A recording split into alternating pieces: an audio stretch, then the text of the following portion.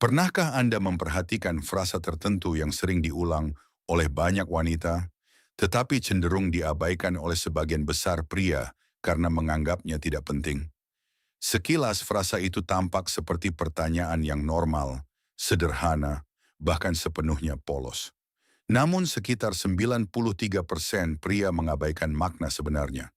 Dan angka itu bukanlah sebuah pernyataan yang berlebihan.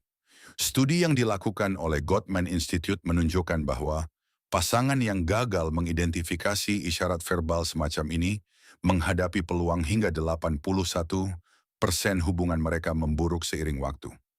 Hari ini, saya ingin berbicara kepada Anda tentang dua pertanyaan spesifik yang sering diajukan wanita ketika mereka ingin merasa lebih dekat secara emosional dengan Anda.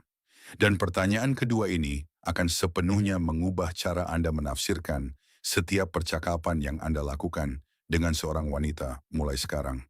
Tetapi sebelum kita membahasnya, ada sesuatu yang penting yang perlu Anda pahami, sesuatu yang jarang dibahas. Saya akan mengatakannya secara langsung dari perspektif seorang wanita. Mungkin tidak nyaman untuk didengar, tetapi itu adalah kebenaran. Kita sangat jarang mengungkapkan dengan jelas dan langsung apa yang kita inginkan dalam hal keintiman emosional. Dan ini tidak ada hubungannya dengan permainan. Ini bukan kebetulan, juga bukan manipulasi.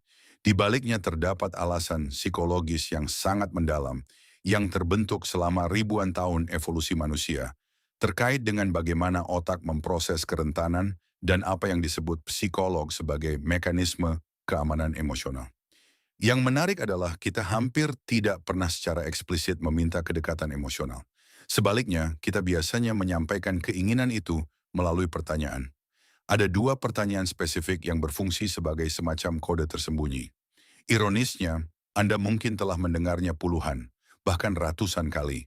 Tetapi pada sebagian besar kesempatan itu, Anda mungkin menjawab dengan santai, "Semuanya baik-baik saja? Saya tidak tahu," atau sekadar mengganti topik.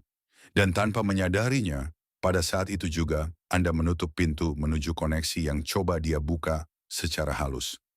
Hari ini, saya tidak hanya akan mengungkapkan apa dua pertanyaan itu, tetapi saya juga akan menjelaskan psikologi di baliknya.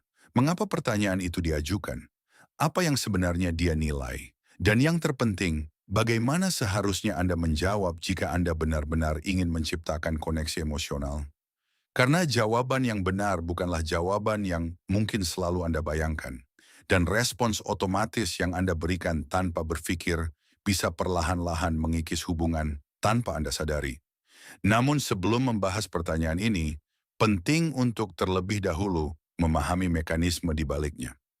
Mempelajari sebuah pertanyaan tanpa memahami konteksnya seperti menghafal sebuah kata tanpa mengetahui bahasa asalnya.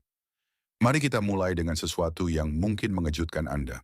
Dr. Helen Fisher, seorang antropolog biologi di Universitas Rutgers dan salah satu peneliti terkemuka dalam studi cinta romantis menggunakan fMRI, mengidentifikasi pola mendasar. Ketika seorang wanita merasakan ketertarikan dan menginginkan keintiman emosional, area otak pertama yang aktif bukanlah area yang terkait dengan hasrat fisik, melainkan area yang terkait dengan bahasa. Concretamente, se activan el área de Broca y el área de Wernicke, regiones responsables de la comprensión y producción del lenguaje. Y esto revela algo crucial. Para muchas mujeres, la intimidad emocional no comienza con el contacto físico ni con la mirada, sino a través de las palabras, especialmente mediante preguntas. Entonces surge la gran cuestión. ¿Por qué preguntas y no afirmaciones directas? Aquí es donde todo se vuelve aún más interesante.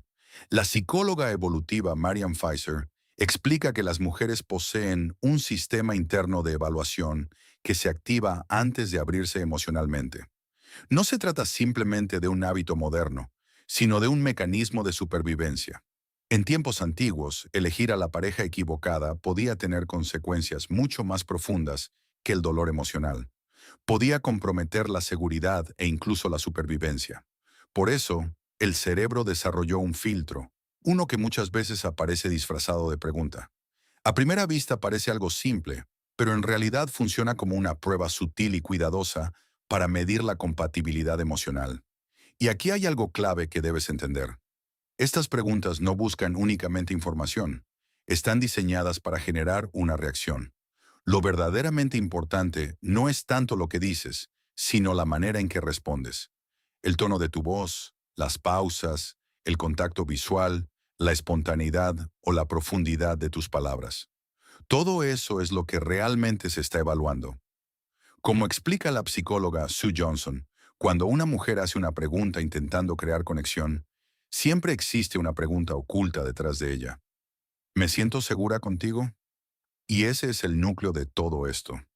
Ahora hablemos de la primera pregunta.